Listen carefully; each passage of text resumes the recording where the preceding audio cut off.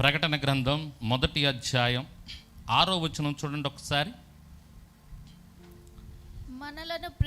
మనలను ప్రేమించుచు తన రక్తము వలన మన పాపముల నుండి మనలను విడిపించిన వానికి విడిపించిన వానికంటే కడిగిన వానికి అని కూడా అర్థం ఇస్తుంది.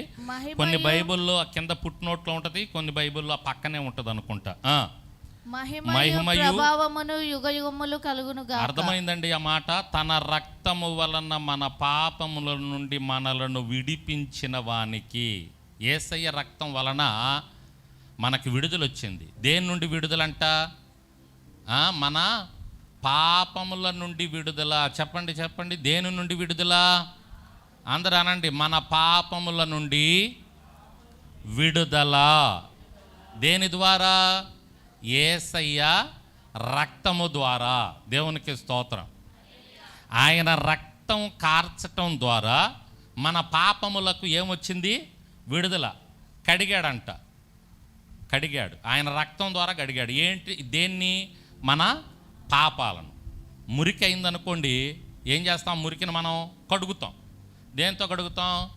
నీళ్ళతో కడిగేస్తాం. కొన్ని ఉంటాయి, కొన్ని మరకలు ఉంటాయి, అసలు మామూలుగా పోవు. ఆ మరకలు అంత సామాన్యంగా పోవు. వాటికి ఏం వాడాలా? సబ్బు వాడాలా. సబ్బు వాడితే ఆ మరక పోద్ది. బట్టలకి పట్టినటువంటి ఆ మురికి పోవాలంటే కొన్ని మరకలు ఉంటాయి, సామాన్యంగా పోవు ఆ మరకలు. వాటికి ఏం వాడాలా? సరుపు, డిటర్జెంట్ ఉంటాయి కదా, అవి వాడాలా. సబ్బులు వాడాలి. కొన్ని మరకలు అసలు మనకు పోవు. ఇక్కడ టిప్ టాప్ అని ఉంటుంది మనకి గడియార స్తంభం దగ్గర, మీకు ఐడియా ఉందో లేదో. కొన్ని తెల్ల చొక్కాల మీద ఏదన్నా మరకబడితే అసలు మనం ఎంత చేసినా పోవు. మరి అతను ఏం చేస్తాడో, వాళ్ళు ఏం చేస్తారో తెలియదు కదండి. వాళ్ళ దగ్గరికి తీసుకెళ్తే డబ్బులు తీసుకుంటారు, 100 200. అసలు మరక అంత కనపడదు. ఆశ్చర్యం వేసింది నాకు. ఏంటంటే అది సీక్రెట్ అంటారు వాళ్ళు. అంటే మనకు చెప్పారంటే మనం కూడా మరక పోగొట్టుకోము. అందుకని వాళ్ళు ఏం చేస్తారంటే అది సీక్రెట్ అండి, అది మేము చెప్పం. నేను అడిగా, అసలు సార్ ఎట్ట పోయింది సార్ ఇదేదో పోతే చెప్పండి సార్.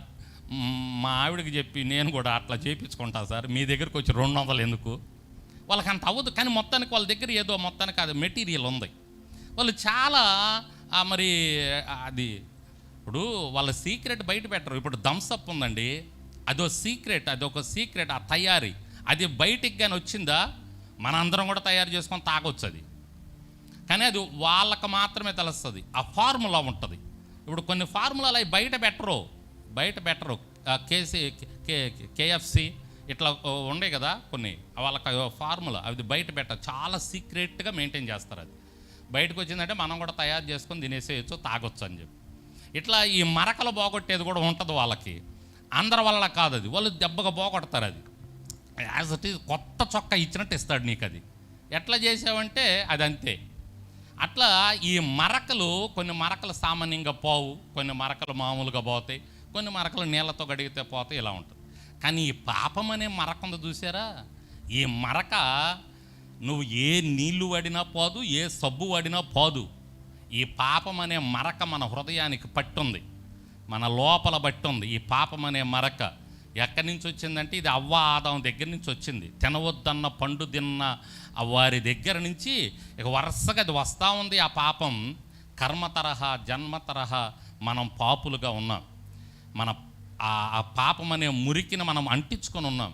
అది పోవాలంటే నీళ్ళ ద్వారా బాదు, ఏటి ద్వారా బాదు.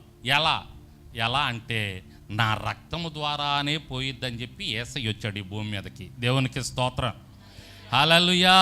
అందుకని ఈ పాపముల నుండి మీరు పవిత్రులు అవ్వటానికి, పాపముల నుండి మిమ్మల్ని కడగటానికి, మిమ్మల్ని పరిశుద్ధపరచటానికి నేను వచ్చానయ్యా. నా రక్తం ద్వారానే అయ్యిద్ది. నేను రక్తం చిందించా కాబట్టే నా రక్తంలో మీరు కడగబడండి. నమ్మి బాప్తిజం పొందినవాడు అందుకే రక్షించబడతాడు, నమ్మని వానికి శిక్ష. ఇదే విషయం. దేవునికి స్తోత్రం చెప్పండి. అర్థమవుతుందా? ఆయన రక్తం ద్వారా మాత్రమే మనం ఏమనుకుంటామంటే, అరే జస్ట్ బాప్తిజం అంటే నీళ్ళల్లో మునిగి లెగుతున్నాం అనుకుంటున్నాం. ఇది మన కళ్ళ ముందు జరిగేది. మనకు తెలియకుండా జరుగుతున్నటువంటి కార్యం ఏందో తెలుసా? నువ్వు నీళ్ళల్లో మునిగి లెగవగానే నీ పాపములను ఆయన తన రక్తంతో కడిగేశాడు. దేవునికి స్తోత్రం. అయితే ఇది తర్వాత మరలా నువ్వు పాపం చేసావనుకో, రెండో రోజు మరలా ఆ పాపం మురికి నీకు అంటుతానే ఉంటుంది. అది కడగబడాలి అంటే బాప్తిజం తీసుకున్న తర్వాత ఎప్పటికప్పుడు దేవుని సన్నిధిలో నువ్వు పశ్చాత్తాపడుతూ ప్రార్థన చేసుకుంటూనే ఉండాలి. అయ్యా నీ రక్తంతో నన్ను కడుగయ్యా, నన్ను అయ్యా నాకు నీ రక్తం ద్వారా ప్రాయశ్చిత్తం కలిగించాయని ప్రార్థన చేసుకుంటూనే ఉండాలి. ఎంత ఘోర పాపాత్ముడైనా ఆయన తన రక్తంతో కడిగి పరిశుద్ధపరుస్తూనే ఉంటాడు. అయితే నువ్వు బాప్తిజం తీసుకున్న తర్వాత కూడా తప్పు చేస్తా, పొరపాటు చేస్తా, పాపం చేస్తా వెళుతున్నావంటే ఆయన తన రక్తంతో నిన్ను కడుగుతాడేమో కానీ శిక్ష మాత్రం తప్పదు. తప్పకుండా దానికి తగ్గ శిక్ష, అనారోగ్యమో లేకపోతే సమస్యలు, కష్టమో, ఇబ్బంది ఏదోటి నువ్వు ఎదుర్కొంటానే ఉండాలి. అది మాత్రం తప్పదు. ఎందుకంటే నువ్వు తెలిసి పాపం చేస్తున్నావు. తెలియక పాపం చేసేవాడికన్నా శిక్ష ఉండదు, ఆయన క్షమిస్తాడేమో. కానీ తెలిసి నువ్వు పాపం చేసావనుకో దానికి తప్పకుండా కోటింగ్ అనేది ఉంటుంది. స్తోత్రం చెప్పండి గట్టిగా, హల్లెలూయా. కాబట్టి అది మనం అనుభవించాల్సిందే, తప్పదు. దావీదుకు తెలుసు, దావీదుకు తప్పు చేస్తే నాకు శిక్ష వస్తుంది, తప్పు చేయకూడదు, అది తప్పు, దేవుడు చెప్పాడు, ఆజ్ఞలు తెలుసు ఆయనకి, ధర్మశాస్త్రం తెలుసు ఆయనకి, కానీ చేశాడు. ఎన్ని తిప్పలు పడ్డాడంటే అన్ని తిప్పలు పడ్డాడు. ఆ తర్వాత మామూలు తిప్పలుగా దావీదు పడింది. అలా అదే అపోస్తులుడైన పౌలు అంటాడు, అయ్యా నేను అంతకుముందు తెలియక చేశాను కాబట్టి నేను కనికరించబడ్డాను అంటాడు. అంటే తెలియక చేస్తే కనికరం ఉంటుంది, తెలిసి చేసామనుకో కోటింగ్ ఉంటుంది. నమ్మి బాప్తిజం పొందిన తర్వాత మనం దేవునికి వ్యతిరేకమైన కార్యకలాపాలు జరిగించకూడదు. ఒకవేళ జరిగిస్తే క్షమించయంటే క్షమిస్తాడు, శిక్ష మాత్రం తప్పదు. ఈ భూమి మీద అనుభవించాల్సిందే. నువ్వు ఏది ఎత్తుతావో దాన్నే కోస్తావు. నువ్వు ఏ పాపం చేస్తావో దానికి తగ్గ ప్రతిఫలం నువ్వు తప్పకుండా పొందుకుంటావు. సరే, దేవునికి స్తోత్రం చెప్పండి. ఇప్పుడు ఆయన రక్తము ఏమి చేస్తుందని చెప్పాను? మన పాపములను కడుగుద్ది, మన పాపములను కడుగుద్ది. పాపం అనే మురికిని కడిగి శుభ్రం చేస్తుంది. దేవునికి స్తోత్రం. అదే ఆయన రక్తం కార్చకపోతే ఆ పని జరుగుండేదా? అందుకే ఆయన రక్తం కార్చాడు. కొంతమంది అంటారు 3 మేకులు బీక్కోలేని వాడు ఏంది మా దేవుడా, ఆయన్ని దేవుడు అంటారు, 3 మేకులు బీక్కోలేడు. ఆయన ఆ 3 మేకులు పీక్కోలేక కాదు, ఆయన పీక్కుంటే నా పాపాలు కడగటానికి రక్తం అనేది ఉండదు. ఆ రక్తం చిందించాలి కాబట్టి ఆయన ఆ 3 మేకుల మీద వేలాడాడు.